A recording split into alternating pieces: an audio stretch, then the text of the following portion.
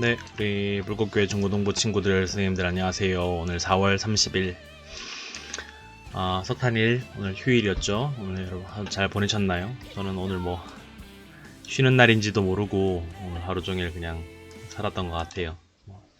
학교도 안 가고 있고 또 뭐 휴일이라 어디 갈 수 있는 상황도 지금 아니라서 오전부터 그냥 예원이 같이 놀고 공부하고 또 이번 주일 준비하고 오늘 그렇게 보냈습니다. 여러분들은 어떻게 보내셨나 또 궁금하네요. 연휴라서 아마 여러분들 중에서 또 이렇게 뭐 가까운 곳으로 이렇게 다니실 분들도 있는지 모르겠는데 건강 잘 챙기시면서 푹 쉬실 수 있는 연휴가 되기를 또 바라겠습니다. 그래도 주일 예배랑 중고등부 기도회는 빠지지 않고 함께 하도록 합시다. 이제 레위기가 3장 남았습니다. 25, 26, 27 총 3장 남았고 목, 금, 토요일 이렇게 하루에 한 장씩 해서 레위기를 마무리하는 걸로 할게요. 오늘은 우리 레위기 25장 말씀 같이 읽어보도록 할게요. 25장을 펴봅시다. 자, 1절을 같이 보면 1절을 보니까 먼저 시내산에서 모세에게 말씀하신 내용이라는 게 나오네요. 우리가 계속해서 기억해야 될 건 뭐냐면 우리가 읽고 있는 이 레위기 말씀은 출애굽기 19장 말씀, 그러니까 시내산에서 하나님이 모세에게 하신 그 말씀들, 여러 가지 율법들이 이 레위기에 기록되어 있다는 걸 기억해야 됩니다. 이 레위기가 그냥 생뚱맞게 갑자기 나온 책이 아니라 시내산에서 하나님께서 모세에게, 또 모세가 이스라엘 백성들에게 가르쳐줄 이스라엘 백성들의 율법, 또 계명이라는 것을 우리는 계속 기억하면서 이 레위기를 읽어야 됩니다. 레위기는 레위기 25장은 두 부분으로 나눠 볼 수 있을 것 같아요. 먼저는 2절부터 7절까지 해서 안식년, 그리고 8절부터 끝까지 55절까지 해서 희년이라는 단어가 나옵니다. 여러분 안식일이란 말 들어봤죠? 우리 주일, 안식일은 들어봤는데 안식년, 희년이라는 단어는 굉장히 좀 생소하실 것입니다. 이 안식년이랑 희년이라는 단어는 성경 전체를 통틀어서 이 레위기 25장에만 딱 등장하는 단어예요. 다른 성경에서는 안식년, 희년이라는 단어는 나오지 않습니다. 그래서 따로 안 들어보신 게 어쩌면 당연하겠죠. 레위기 25장에서만 나오는 두 단어입니다. 참고로 여기 지금 영어로 주빌리라고 적혀있는데 이게 영어로 희년이라는 뜻이에요. 주빌리, 희년입니다. 자, 하나하나씩 한번 살펴보도록 하죠. 먼저 안식년이라는 것은 죄송합니다. 사람에게도 안식일이 필요하죠. 하나님께서 모든 창조 세계를 지으시면서 6일 동안 색깔 왜 이래? 죄송합니다. 요거는 오케이. 6일 동안 힘써 일하고 하루는 안식하라. 이게 하나님 기본 원리잖아요. 그죠? 사람에게도 안식일이 필요한 것처럼 이 여러 가지 열매들과 수확물이 자라는 토양, 또 땅 역시도 휴식할 수 있도록 6년은 경작을 하고 1년은 안식년으로 지정하는 것이죠. 그래서 이 해에 수확이 되는 곡식들, 수확물들은 가난한 자들, 또 종들이나 나그네들, 또 자연 생태계를 이루는 가축들과 들짐승들, 이런 모든 생태계에게 골고루 돌아가도록 하십니다. 6년 동안은 그 땅이 열심히 소산물을 만들어내고 또 열매를 맺되 이 1년 동안은 이 추수해서 팔거나 이렇게 소비하기 위한 목적이 아니라 도움이 필요한 자들, 그리고 또 다른 동물들과 그 땅이 좀 쉴 수 있도록 추수가 아닌 다른 것에 사용될 수 있도록 하는 것, 이게 안식년의 목적입니다. 그래서 6 더하기 1, 이 개념은 사람에게만 유효한 것이 아니라 땅이나 자연 모든 세계, 이 자연 생태계에 다 똑같이 적용되는 것이다 라고 할 수 있겠죠. 자, 이어서 우리 희년에 대해서 한번 살펴봅시다. 희년이라는 것은 뭐냐면, 자, 안식년을 7번을 한 후에 그 다음에 해를 희년이라 그럽니다. 여러분 안식년을 7번 하려면 총 몇 년이 필요하죠? 아까 뭐라 그랬어요? 7년마다 한 번씩 안식년이 돌아오잖아요. 그죠? 그러니까 안식년을 7번 하니까 49년이 필요하고, 그 다음 해. 그러니까 50년. 그죠? 그러니까 50년마다 한 번씩 희년이 돌아오는 거예요. 이해되시나요? 안식년은 7년에 한 번씩 돌아오고요. 안식년은 50년마다 한 번씩 돌아오게 됩니다.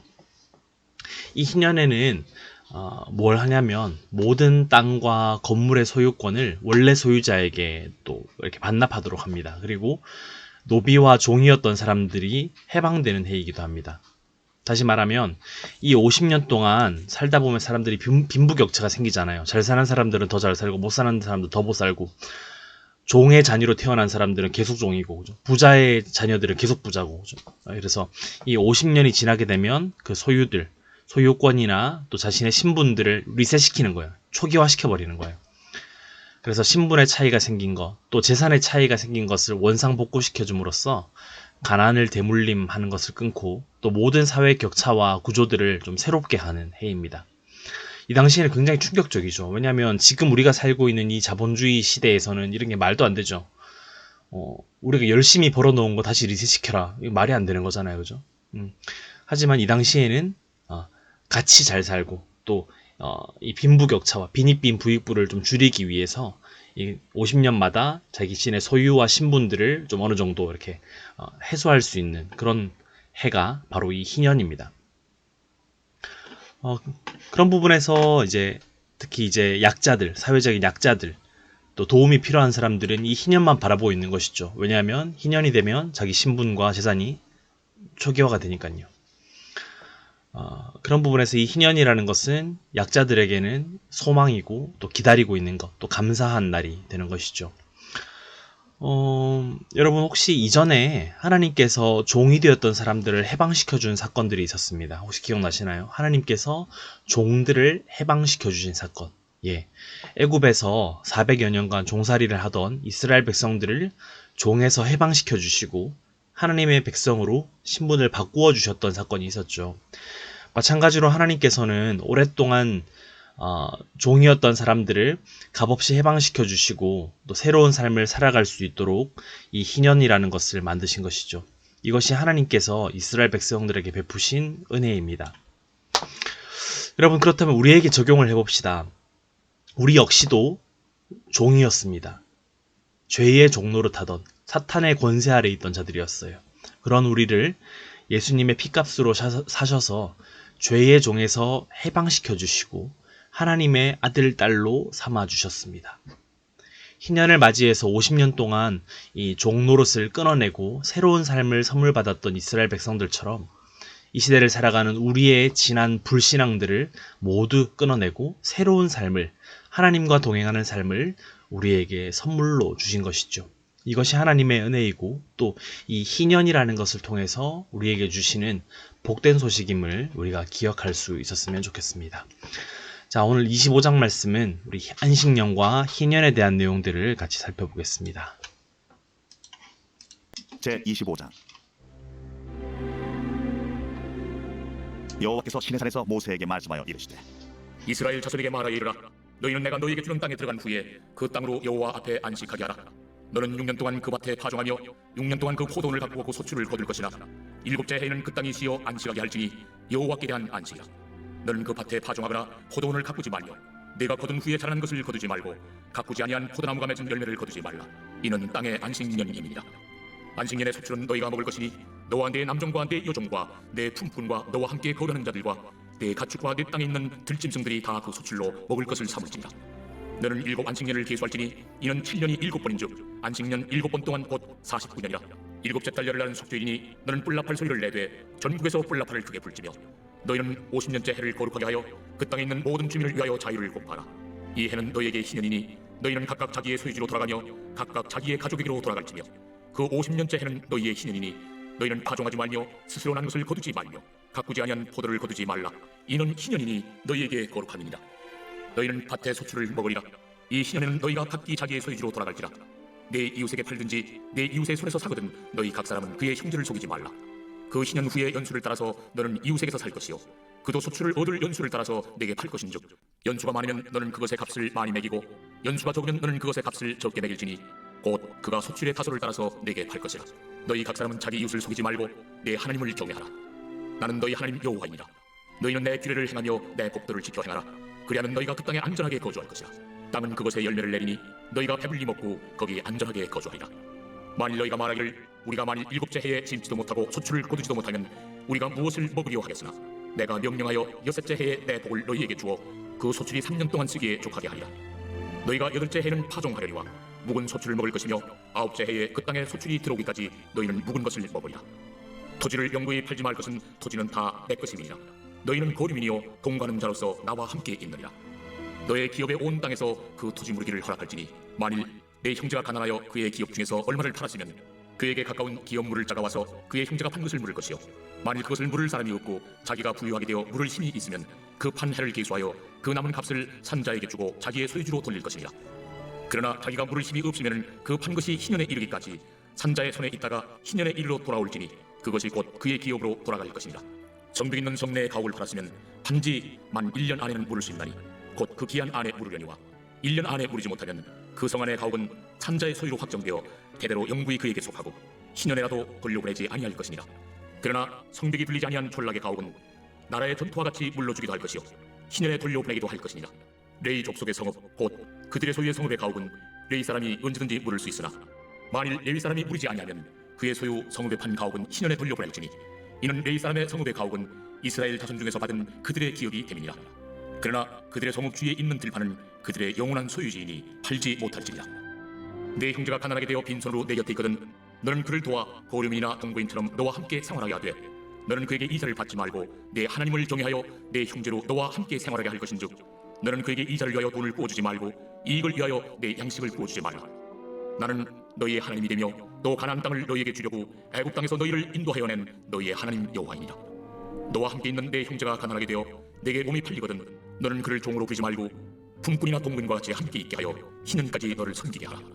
그때에는 그와 그의 자녀가 함께 내게서 떠나 그의 가족과 그의 조상의 기업으로 돌아가게 하라.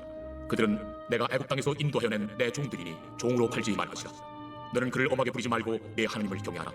내 종은 남녀를 막론하고 내 사방 이방인 중에서 취할지니 남녀 종은 이런 자 중에서 사올 것이며 또 너희 중에 거류하는 동거인들의 자녀 중에서도 너희가 사올 수 있고 또 그들이 너희와 함께 있어서 너희 땅에서 가정을 이룬 자들 중에서도 그리할 수 있은즉 그들이 너희의 소유가 될지니라. 너희는 그들을 너희 후손에게 기업으로 주어 소유가 되게 할 것이라. 이방인 중에서는 너희가 영원한 종을 삼으려니와 너희 동족 이스라엘 자손은 너희가 피차 엄하게 부리지 말지니라. 만일 너와 함께 있는 거류민이나 동거인은 부유하게 되고 그와 함께 있는 내 형제는 가난하게 되므로 그가 너와 함께 있는 거류민이나 동거인 또는 거류민의 가족의 후손에게 팔리면 그가 팔린 후에 그에게는 속량받을 권리가 있나니 그의 형제 중 하나가 그를 속량하거나 또는 그의 삼촌이나 그의 삼촌의 아들이 그를 속량하거나 그의 가족 중 그의 살부치 중에서 그를 속량할 것이요 그가 부유하게 되면 스스로 속량하되 자기 몸이 팔린 해로부터 희년까지를 그 산자와 계산하여 그 연수를 따라서 그 몸의 값을 정할 때에 그 사람을 섬긴 날을 그 사람에게 고용된 날로 여길 것이라.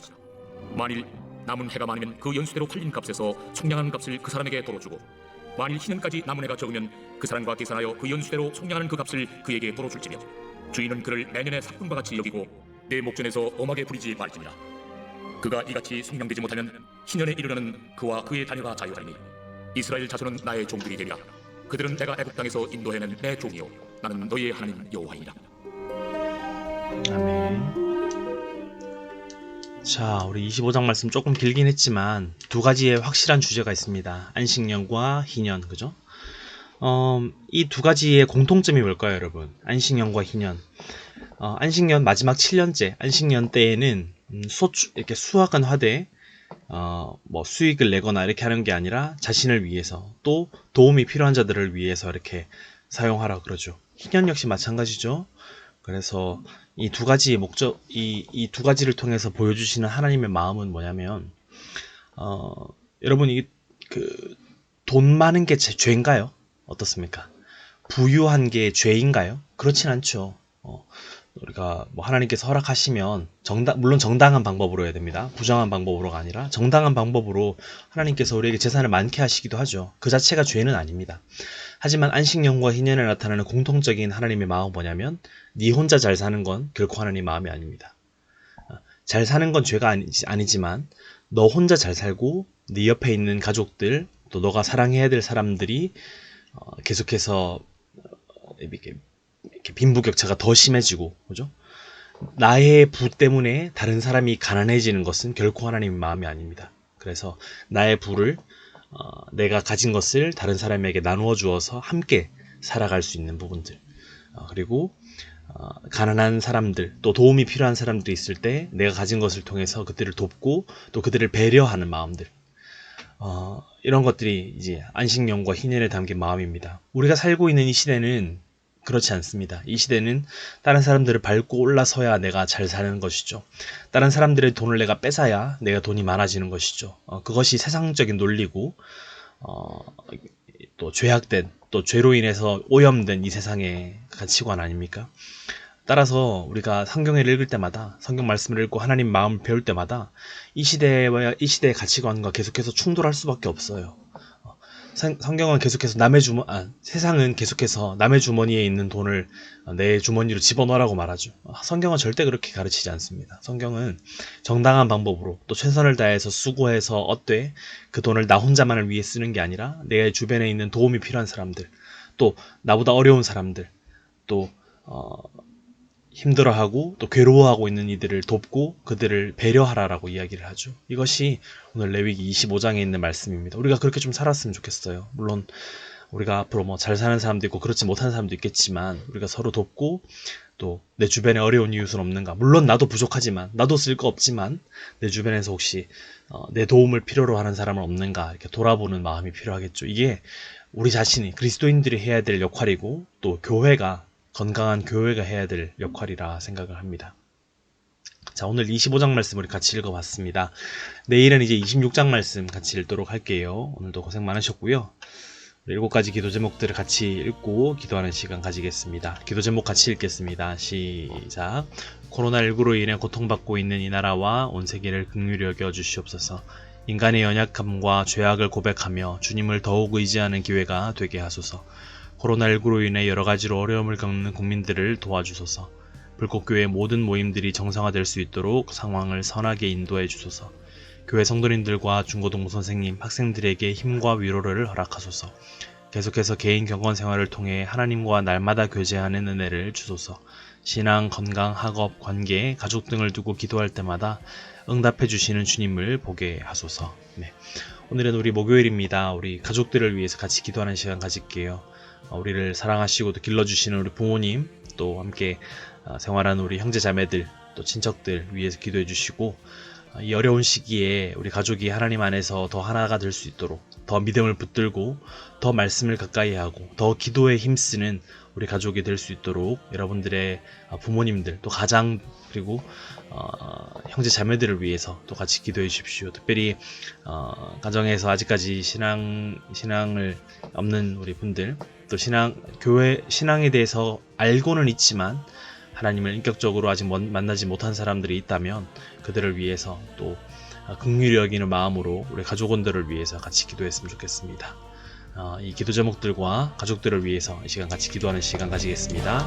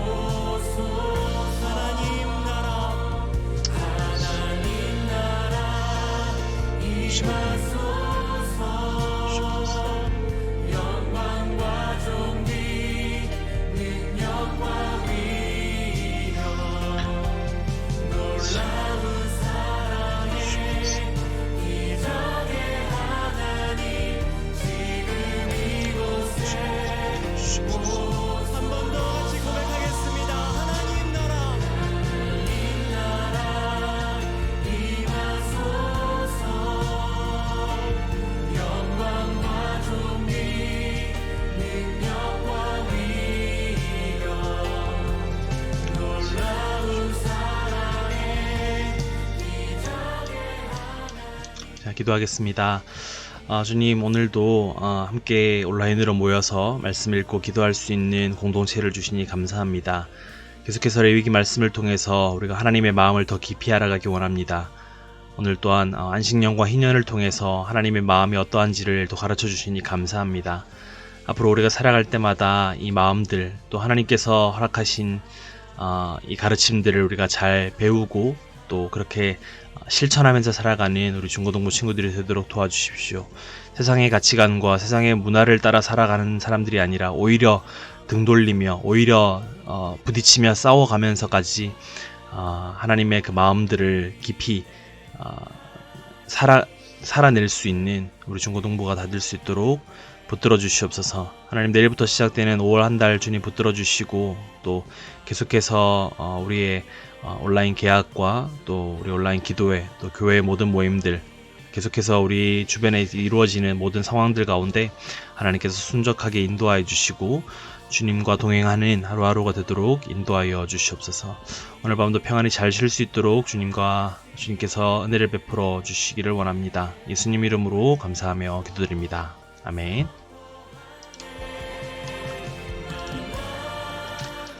네, 오늘 우리 4월 30일 온라인 기도를 모두 마쳤습니다. 휴일 마무리 잘 하시고요. 내일부터 시작되는 5월 한 달 또 새로운 마음으로 또 하나님께서 주신 새로운 은혜들을 기대하시면서 또 한 달을 잘 이겨낼 수 있도록 합시다.